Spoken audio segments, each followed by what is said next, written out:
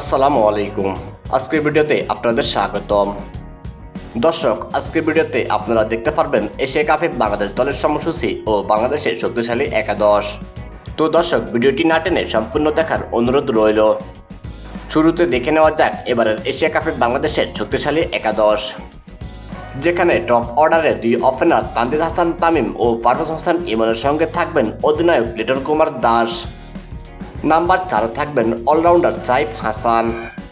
Middle অর্ডারে সাইফ হাসানের সঙ্গে হচ্ছেন জাকের আলী অনিক ও শামীম হোসেন পাটোয়ারি। স্পিনার বিভাগে শেখ মেহেদী হাসানের সঙ্গে থাকবেন লেগ স্পিনার মোহাম্মদ রিশাদ হোসেন।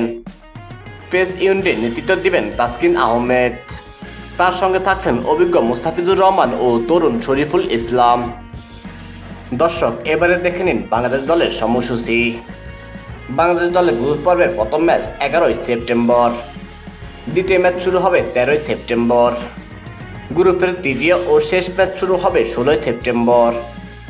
তো দর্শক, এবারের এশিয়া কাপে বাংলাদেশ কি ফাইনাল খেলতে পারবে তা জানিয়ে দিন কমেন্ট করে।